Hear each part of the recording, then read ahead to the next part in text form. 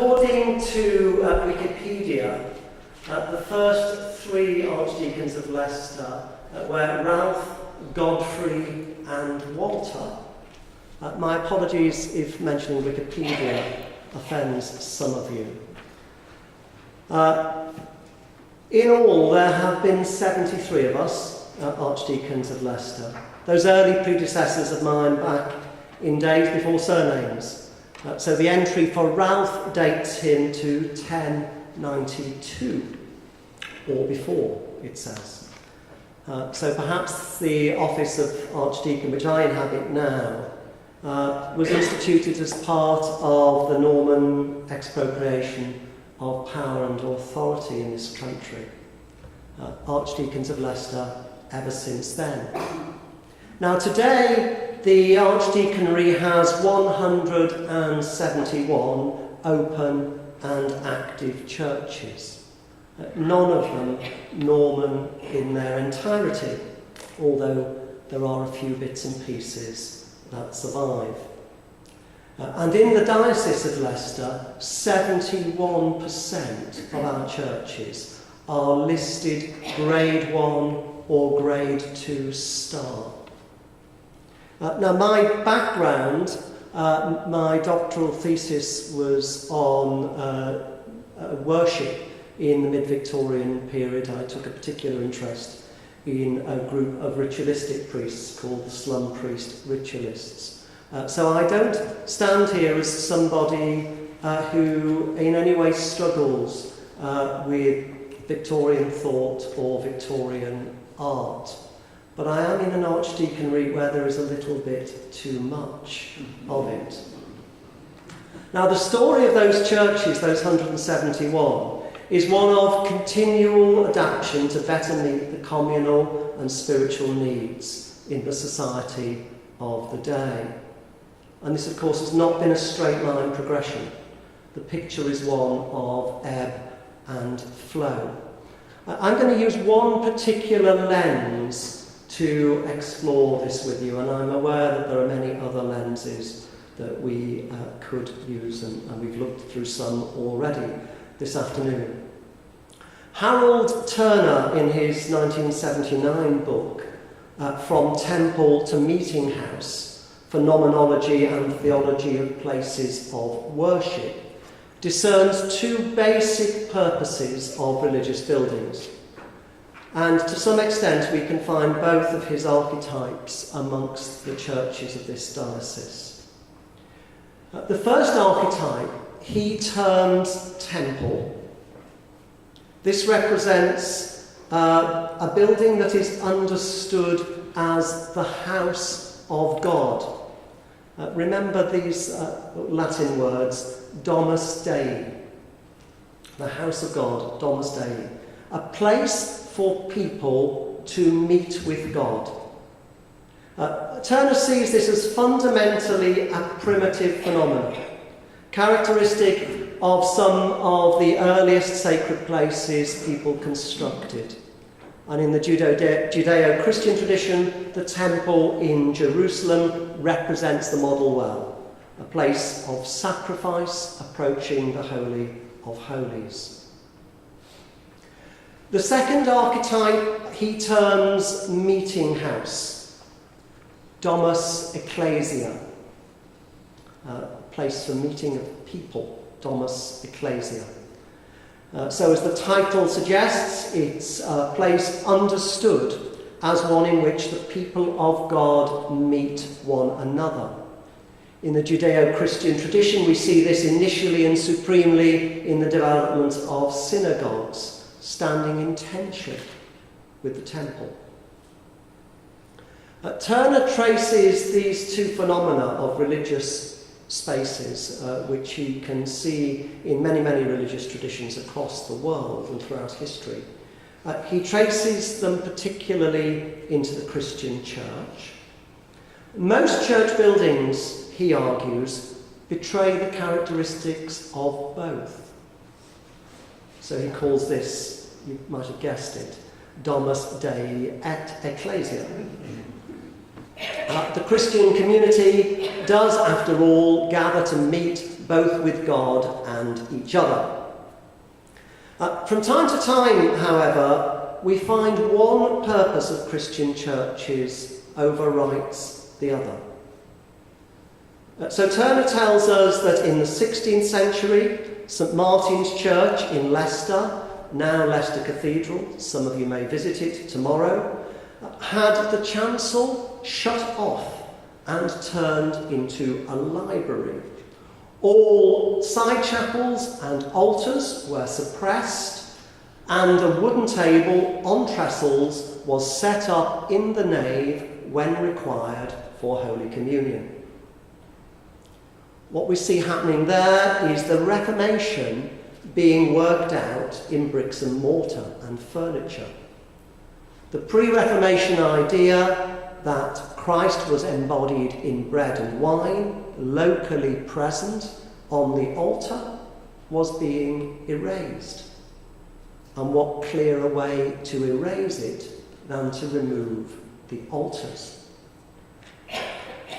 Turner reminds us that the old St Paul's Cathedral in London had its choir bricked off in the 17th century during the Republican period, a time when Puritan Reformation ideals were resurgent in the Church of England. So we see the potential of an English Christian church to be understood as Domus Dei, house of God, that idea being marginalised. And in Wren's New St Paul's, completed in 1710, we find Domus Ecclesia painted large, Domus Dei in the margins. I'll quote a little bit from Harold Turner. Spatial unity permitted participation of all worshippers in the service both visually and physically. The form symbolised a new emphasis on the enlightened exposition of the Word of God. Inside, all was bright and light, there were no shadows and mysticism. The high, ornately carved pulpits also drew attention to this aspect of doctrine. Wren thus abandoned the superstitious vista, focused on a distant and elaborate altar, and designed simpler one-chamber buildings without chancels that have been called the auditory type. So early 18th century. Now, during the Victorian Gothic revival, the movement is substantially in the opposite direction. John Keeble's 1833 Assize sermon in St Mary's, Oxford, began a resurgence in confidence of the Church of England as a religious authority. If she were truthfully to be the Church, she should not accede to state control. Interest and fervent research in the Church that preceded the Reformation and preceded the King's authority blossomed. The notion of the English Church before a time when the monarch was its governor was termed by those Victorians Ecclesia Anglicana.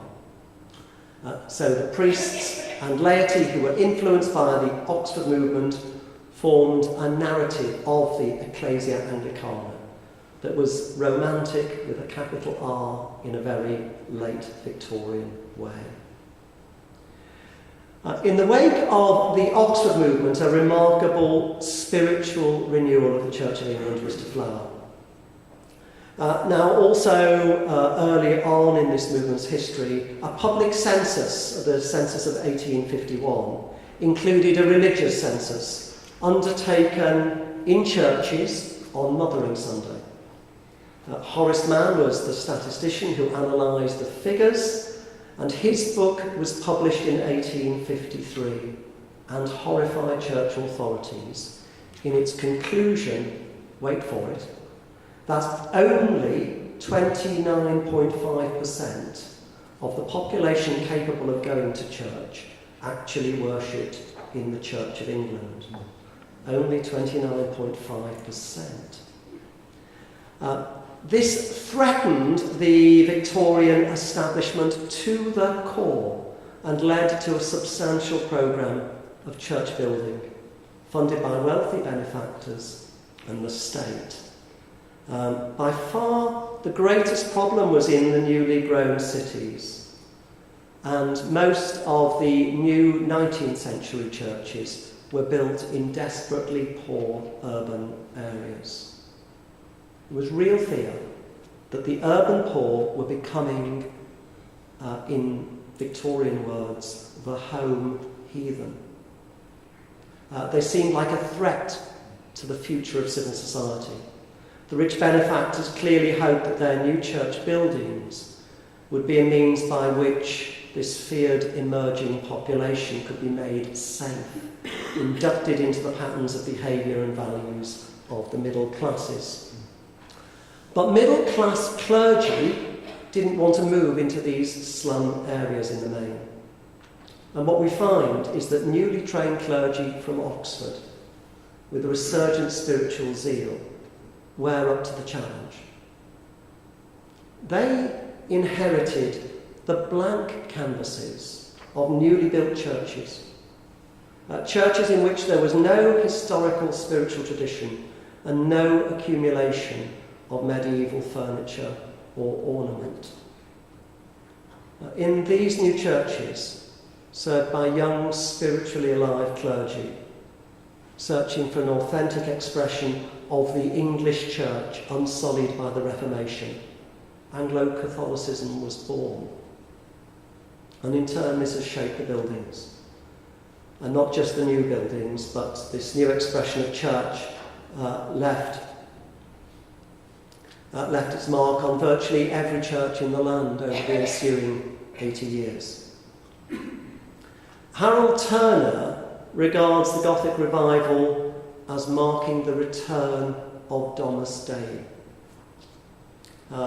His words, he says this, testifying to a religious building's inherent value in ministering to the hunger of the human spirit for a sacred place instinct with the divine presence.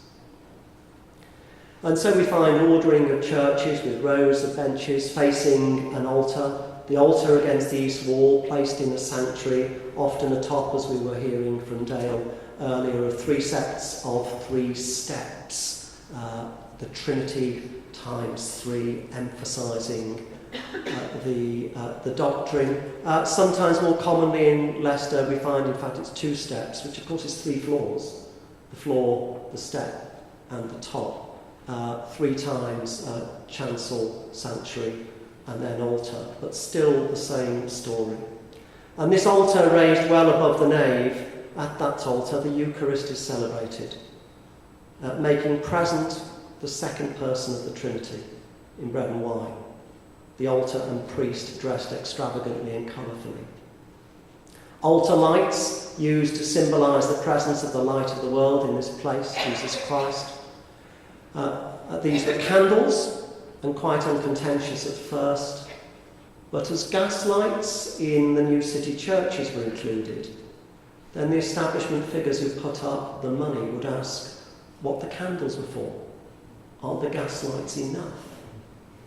They were no longer required, the candles, to read by, and so the theological system was exposed in this and other ways. And other ways include vestments, elevation of chalice and pattern, genuflection, mixing water with wine, facing east. It's all about representing the presence of Christ in this place. Establishment figures such as Lord Shaftesbury saw these rituals as very Roman Catholic, popish, they would say. Forming the urban poor in this way was seen as being every bit as dangerous as leaving them to become the home heathen. So Queen Victoria said of these slum priest ritualists, comparing them to Roman Catholic priests, the one is the Frenchman in his own uniform and within his own presidia, the other is the Frenchman disguised in a red coat and holding a post within our presidia for the purpose of betraying it. I should honour the first and hang the second.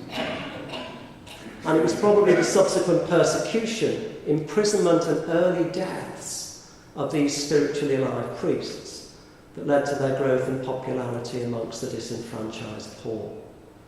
That is part of the story that contributes to Anglo-Catholic revival, shaping the art and architecture of our religious spaces.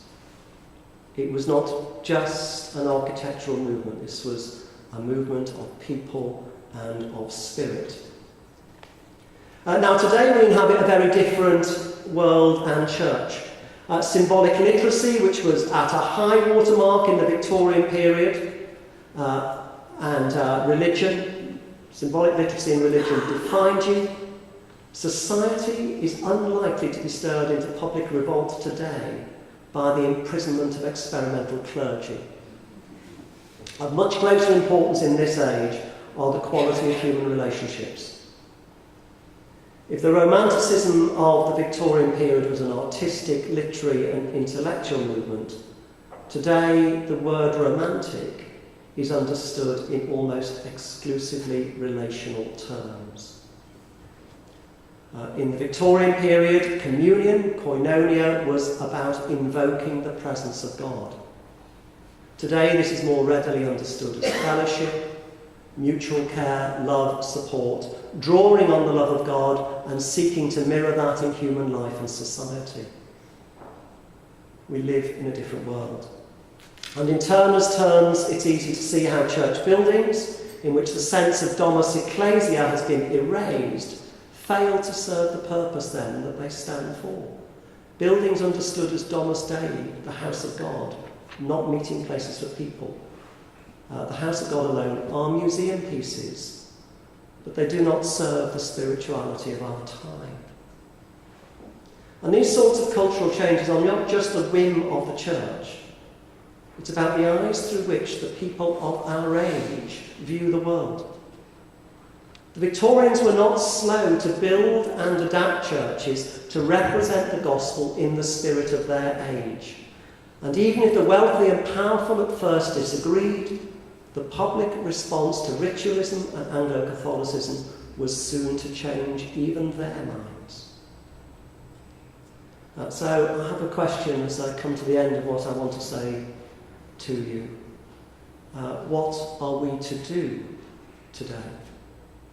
Our churches are undoubtedly places of historic interest.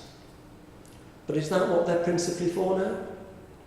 Curios of the bygone age, reminders of what mattered in Victorian society, because symbolically that is what the majority of them now conform to. If this is what they are to be, do we really need 150 models of Victorian church interiors in East Leicestershire alone, and similar numbers in every other half of a county?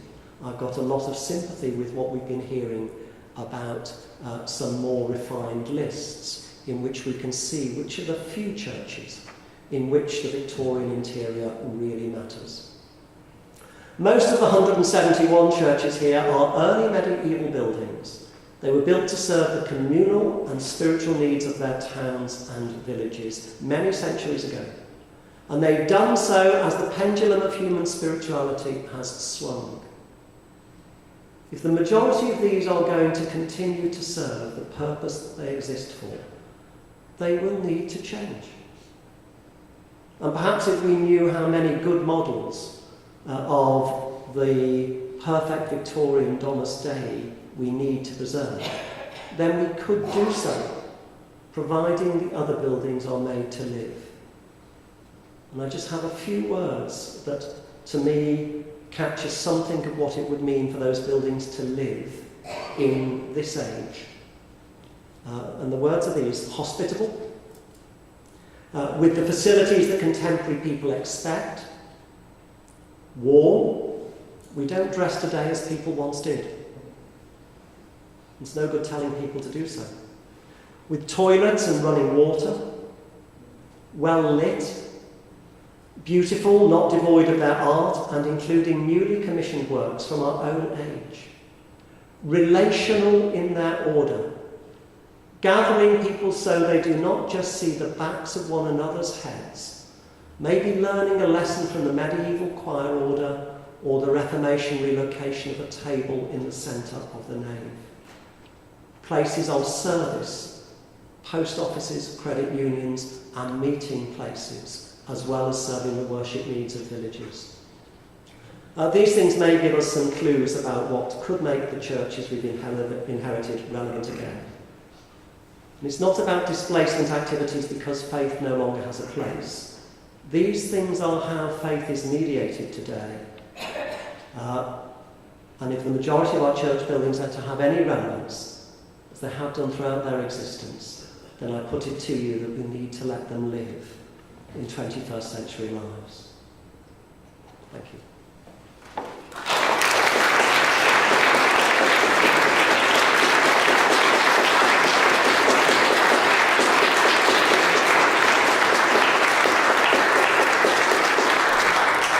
Thank you very much, Tim. Now,